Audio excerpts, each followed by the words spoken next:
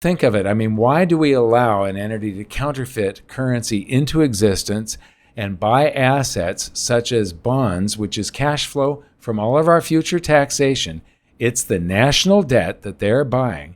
And while they're doing that, they're bidding these bonds away from us. So this could be a private investor that is getting a deal on the bonds instead of the Federal Reserve, but they're going to raise the price of those bonds, artificially inflating it, causing these massive bubbles and bidding those assets away from private investors like you. This is so incredibly immoral. It should be illegal, and it was before the Federal Reserve was created. The following presentation is based on content from my new book, The Great Gold and Silver Rush of the 21st Century.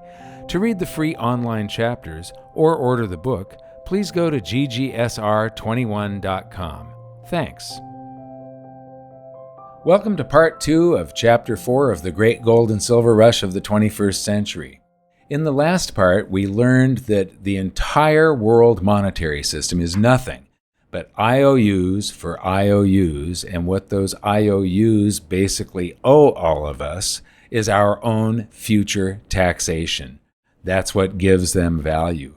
Now we're going to learn not what they are, but how they are created. And so this part is called IOUSA, in anticipation of taxation of the population of the nation.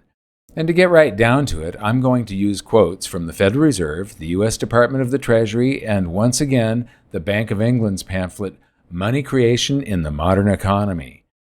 So, how does the Federal Reserve create currency? Usually through something called open market operations. So, what are open market operations? The open market desk at the Federal Reserve Bank of New York, or the desk, permanently or temporarily buys or sells treasuries issued or guaranteed by the U.S. Treasury or U.S. government agencies. When securities are bought or sold, reserves in the banking system are increased or decreased, respectively. But I wanted to dig a little bit deeper than that, so I took a look at the Federal Reserve Act. And in Section 14, Open Market Operations, subsection B, it says all of this legal mumbo-jumbo. But if you want to know the true meaning, read only the red words. To buy and sell bonds and notes of the United States issued in anticipation of the collection of taxes, or other obligations which are direct obligations of the United States, or which are fully guaranteed by the United States as to the principal and interest, may be bought and sold, but only in the open market. And this is also important. But the whole thing is to buy and sell part of our future tax flow, part of our future lifetimes, part of our future work hours. But they can only do it in the open market, and that's very, very important, as you will see later, and it reflects on the entire rest of this chapter, and it has caused a lot of the problems that we see with QE, everything that has gone wrong since 2008. To understand it, you have to understand how this works. So, the Federal Reserve Act allows the Fed to buy and sell treasuries, our national debt, or any other obligation guaranteed by the government, in anticipation of future extraction of taxes from the population.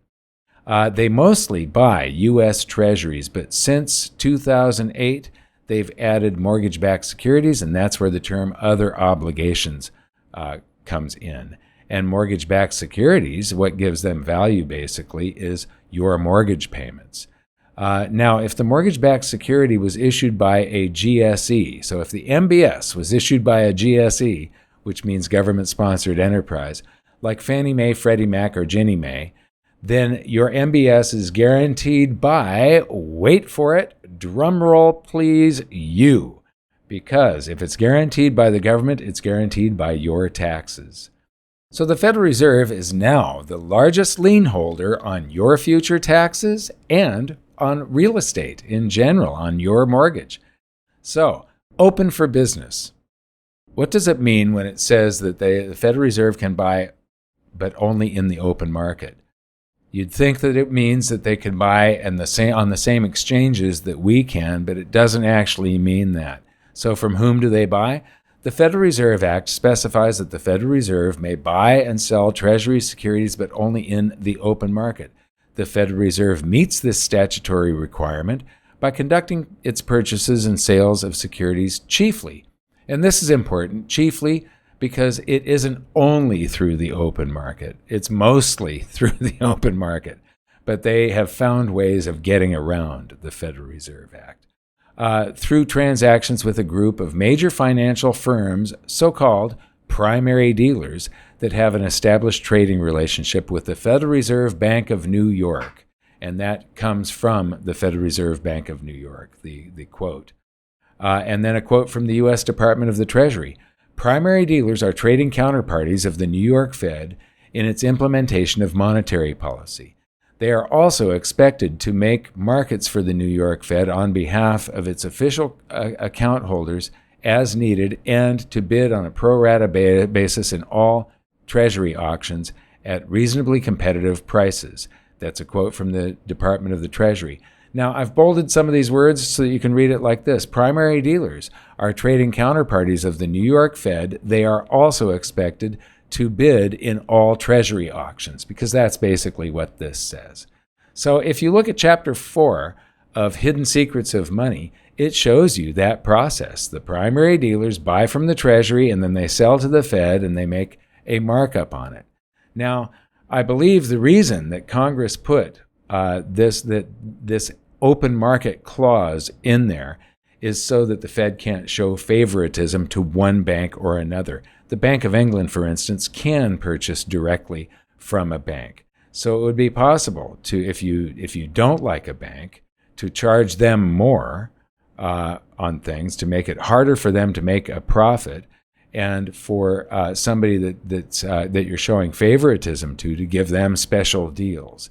That keeps that type of favoritism at bay by putting this in there, but it creates a big problem later with the accumulation of bank reserves, as we will see, which has caused huge dislocations in the entire economy. So this is a completely different open market than the ones that you and I use. The Fed has to use its primary dealers, but the primary dealers can buy from the Treasury or from anyone else they want. Any brokerage firms, they can buy on the exchanges. So they can buy from you and me through our, we put our a Treasury bond that we own on an exchange, and the primary dealer can buy that and sell it to the Federal Reserve. So it's an open market. They just can't deal directly with the banks. That tells us how they conduct business, but it doesn't tell us who the primary dealers are. They're some of the largest financial institutions in the world. At the writing of this, which was a few months ago, there were 25 of them. I don't know exactly how many there are today. They include companies like B of A Securities, Cantor Fitzgerald, Citigroup Global Markets, Goldman Sachs, HSBC Securities, JP Morgan Securities, Morgan Stanley, UBS Securities, Wells Fargo Securities, and others. Now you'll notice those names are either like Cantor Fitzgerald is not a bank. Citigroup Global Markets is not a bank. B of A Securities is not a bank. Bank of America is a bank, but B of A Securities is not. The Fed cannot deal direct with any of the banks. These primary dealers that they deal with are either investment banks, bank holding companies, or brokerages. They're all non-bank entities. And they do not have reserve accounts at the Federal Reserve, but they either are owned by a holding company that owns a bank that they deal with, or they've got another arm of their business, another separate entity that's under the same corporate umbrella that is a bank that they deal with, or they just have an outside bank that they deal with. But they are all non-bank entities. So according to the Federal Reserve Act, the Federal Reserve can only buy in the open market, but unlike the Bank of England and other banks who can deal directly with the commercial banks, the Federal Reserve cannot deal directly with the banks. The Federal Reserve Act forbids it, and it must transact only with its primary dealers. But the primary dealers can buy from anyone. They can buy from a pension fund. They can buy, like I said, through a brokerage house, which means they could be buying a bond from you or me. Now, you'll see how important it is later, but you need to know that the primary dealers are private sector, non-bank financial institutions.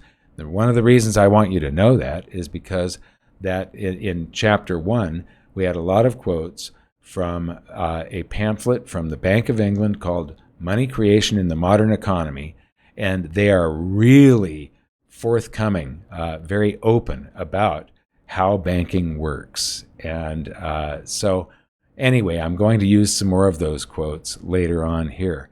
The Federal Reserve, here's how the Federal Reserve spells it out, where it says private sector counterparties, those are the primary dealers they're talking about. The Federal Reserve Act requires that the desk conduct its purchases and sales in the open market. To do so, the desk has established relationships with private sector counterparties that are active in the market for U.S. government securities. The Federal Reserve pays for those securities by crediting the reserve accounts of the correspondent banks of the primary dealers. The correspondent banks, in turn, credit the dealer's bank account. In this way, open market purchases leads to an increase in reserve balances. This is the big problem because they get stuck there. You'll see this in a moment.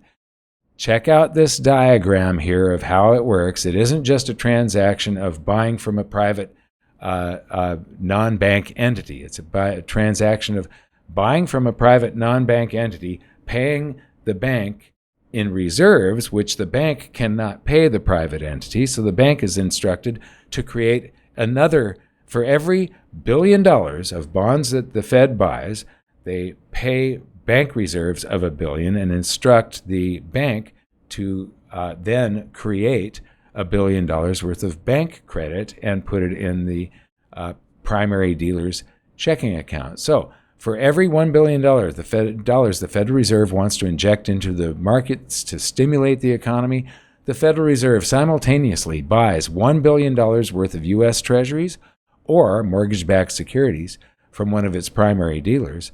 But since the primary dealer does not have a reserve account at the Federal Reserve, unless the Federal Reserve sends an armada of armored cars packed with $1 billion of paper IOUs, the Federal Reserve notes, it cannot pay the primary dealer directly.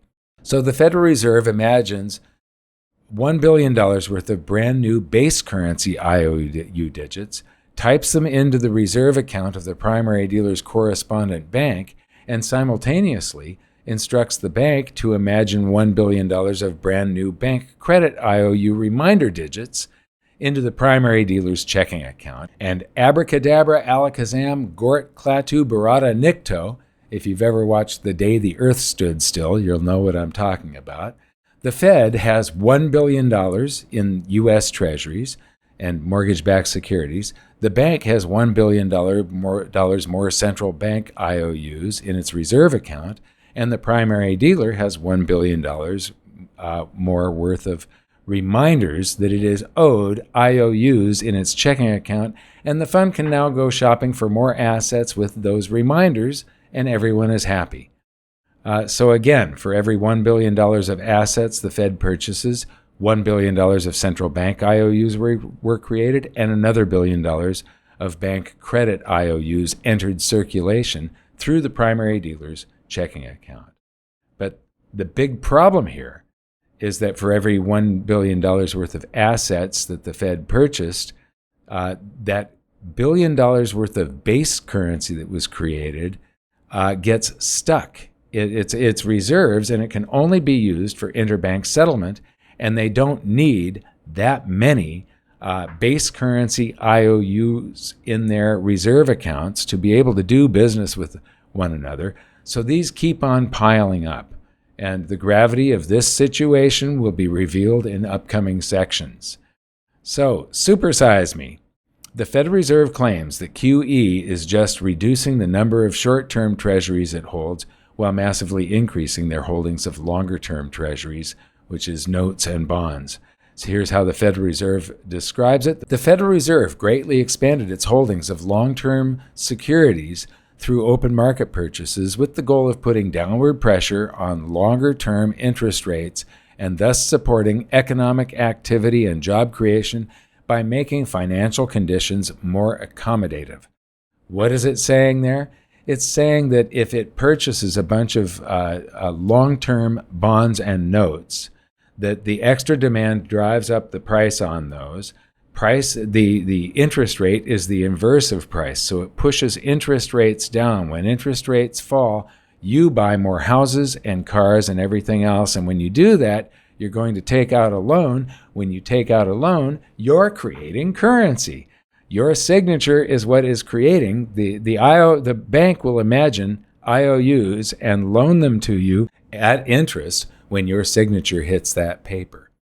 So if you look behind the curtain, though, you're going to see that they're doing business the same old way. QE is really just open market operations, but a whole lot bigger. Now, right after the financial crisis of 2008, Ben Bernanke did liquidate all of the short-term U.S. treasuries, but we've replaced all of them. So QE is not this twist in the maturity dates of these IOUs that they are buying from the Treasury. That's what a U.S. Treasury is, once again. It's another IOU. The important thing here is that they call them large-scale asset purchases. How large are they? From before the financial crisis of 2008 to 2022, the Federal Reserve holdings of long-term notes and bonds rose by a factor of 10.5 times. The total securities held outright, which includes the long-term bonds and the short-term treasuries and mortgage-backed securities, rose 10.75 times. But since bank reserves get stuck in their reserve accounts, they were up by a factor of more than 400 times, and they used to have something called required reserves and excess reserves. And the required reserves were the reserves that were required to keep the banking system operating smoothly. The excess reserves was anything above that, and the excess reserves have grown by roughly 2,500 times. So, why quantitative easing? The goal is to manipulate the bond market and artificially create demand by the Federal Reserve to raise bond prices, thereby pushing down interest rates, and the interest rate is the inverse of the price. The intention is to stimulate the economy. The result is that lower interest rates and all this brand new currency that was pumped directly into the financial sector created massive bubbles in both real estate and the stock markets. And the knock-on effect, as you will see shortly, is that Wall Street was enriched at the expense of Main Street. Wall Street made out, while Main Street paid out. But my big question is, why aren't we all questioning the morality of this? Think of it. I mean, why do we allow an entity to counterfeit currency into existence and buy assets such as bonds, which is cash flow from all of our future taxation? It's the national debt that they're buying. And while they're doing that, they're bidding these bonds away from us. So this could be a private investor that is getting a deal on the bonds instead of the Federal Reserve, but they're going to raise the price of those bonds, artificially inflating it, causing these massive bubbles and bidding those assets away from private investors like you. This is so incredibly immoral. It should be illegal, and it was before the Federal Reserve was created. QE, FED, and BOE. So we've established that the Federal Reserve Act forbids the Federal Reserve from purchasing securities directly from commercial banks. They must use their network of private sector non-bank entities, the primary dealers, as the middleman. The Bank of England, however, can deal directly with the commercial banks, but with the financial crisis of 2008, the Bank of England adopted a program of quantitative easing by doing exactly what the Federal Reserve has always done, buying from private sector non-bank entities. Thus, for the purpose of explaining QE, we can treat the Federal Reserve and the Bank of England actions as equivalent to each other. With that in mind, I'm going back to the Bank of England for a moment because, as I said, their pamphlet, Money Creation in the Modern Economy, they are much more forthcoming in their description of banking. So I'm going to use quotes from that pamphlet again. So remember, narrow money is currency that the banks use. Broad money is the currency that we use. So my question, what is the point of QE? QE is intended to boost the amount of money in the economy directly by purchasing assets mainly from non-bank financial companies.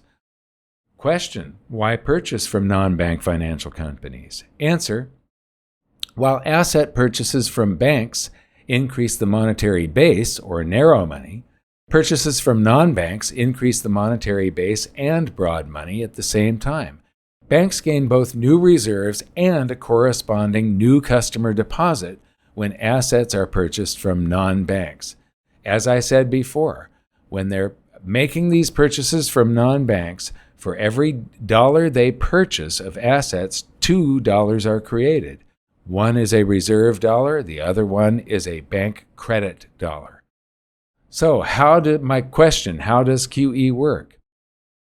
If the Bank of England purchases an asset from a non-bank company, it pays for the asset via the seller's bank. It credits the reserves of the seller's bank with the funds, and the bank credits the account of the seller with a deposit. So again, $2 are created.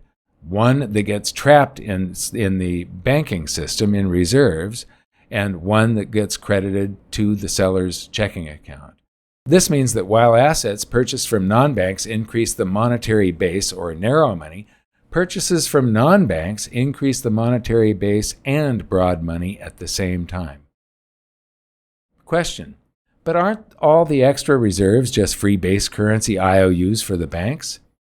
Answer, as a byproduct of QE, new central bank reserves are created. The additional reserves are simply a byproduct of this transaction. It's sometimes argued that because they are assets held by commercial banks that earn interest, these reserves represent free money for banks. While banks do earn interest on the newly created reserves, QE also creates an accompanying liability for the banks in the form of, and the Bank of England used a pension fund here as an example. So this is just an example. So any private entity that the bank purchased from, the pension fund's deposit, which the bank itself will typically have to pay interest on. In other words, QE leaves banks with both a new IOU from the central bank, but also a new equally sized IOU to consumers. And I just find this hilarious that the Bank of England is admitting in this pamphlet that it's nothing but IOUs. So, but I thought you said that lending creates deposits. Are there any loans here? QE boosts broad money without directly lending to or requiring an increase in lending. QE works by circumventing the banking sector, aiming to increase private sector spending directly. So normally, currency is brought into existence when we take out a loan, but we have to repay the principal on that loan. So we have to save up currency. When we pay it back, that currency extinguishes the debt, and those dollars are annihilated. They vanish, and we're always borrowing just a little bit more currency into existence. Then we're creating more than we're extinguishing by paying. And so the currency supply grows very slowly. But here, they're creating currency that there's no loan against it, so it's not being extinguished. So if you're injecting currency directly into the economy without an offsetting loan to be repaid, won't that lead to inflation? Answer, this will further boost nominal spending and should ultimately bid up the prices of goods and services, leading to higher inflation. And this last bit is just a comment from me. It's not a question. Well, the thought, be careful what you wish for, comes to mind. I want to thank you for watching this video of part 2 of chapter 4 of the Great Gold and Silver Rush of the 21st century. And you're going to see how important this part was when you watch the next part. Thanks for watching, but this is by no means the whole story. If you want the full story, including my free online-only chapters and companion videos, there's a wealth of information at ggsr21.com. Thanks.